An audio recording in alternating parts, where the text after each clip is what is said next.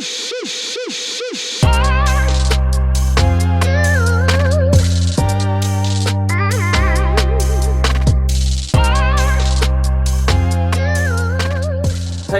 how's it going? I wanted to chat to you about tempo, why we use it, what the context is, and also how to understand it. You'll often see in the programming that I like to do, or that we like to do at the People's Gym, you'll get time signatures like this. It will say 3101 or 31x1 or 0210 or things like that, and it'll say this is the tempo.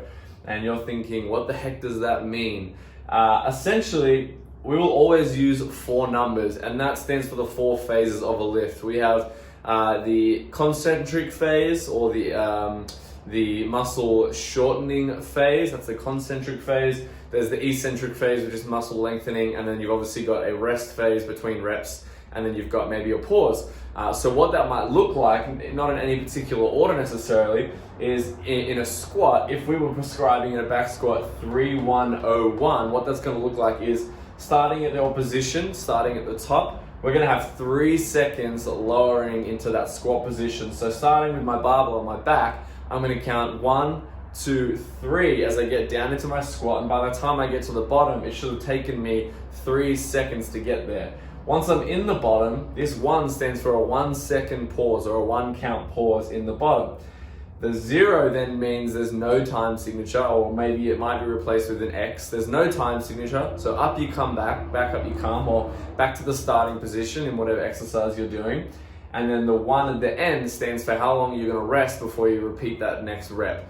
And so a squat here would look like 3 seconds down, 1 second pause, back up you come, 1 second rest before you start again, back with your 3 seconds down. And so that's our tempo timing: 3, 1, 0 or X, and then 1. So now you can apply that to any scenario, right? If we're doing like a ring row, for example, and it says 0210, for example, let's write that up.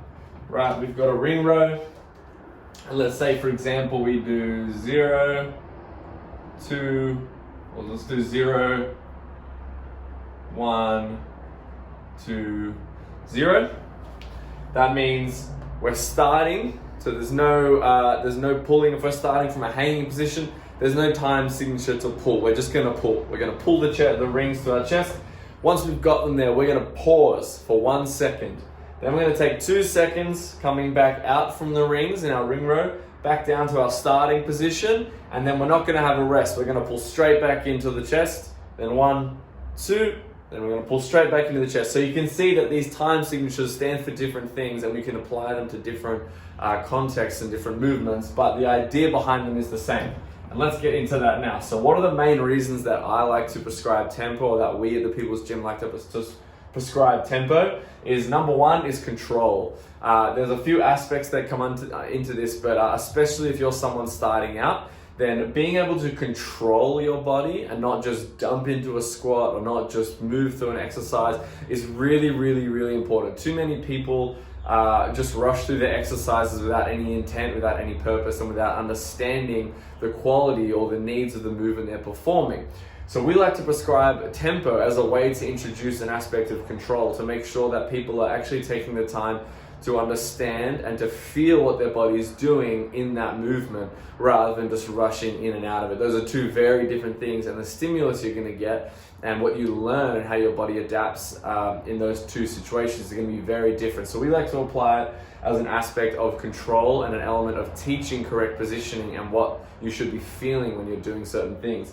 Also under control is things like motor unit recruitment. So how many motor units and muscle fibers can you actually recruit? And the longer you spend in that position, that pattern, the more you're going to be able to recruit. So there's other things that come into control, like your neurological side of things and how you can recruit more nerve fibers to make sure that you're getting stronger or whatnot. But idea is control.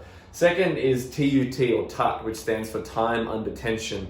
And if you're someone, again, if you're starting out or you're someone who's looking to build muscle mass, or for someone starting out, you need to build your base, then keeping time under tension is critical. Making sure that you spend more time with your muscles under tension or under that stimulus, experiencing that load, the better and faster adaptation you're going to have, especially also if you're getting on and you've been training for a while and you're still looking to get a stimulus that's going to drive adaptation. Making sure that you have sufficient time under load or sufficient time under tension is really important.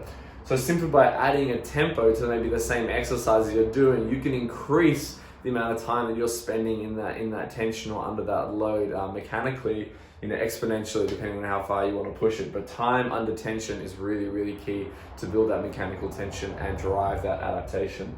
And the third one that we like to prescribe is just variety. Just being able to add different variations. Again, doing 5 sets of a 1 RM heavy back squat is one stimulus, but it's a very different stimulus to take the same exercise and to place it under a tempo.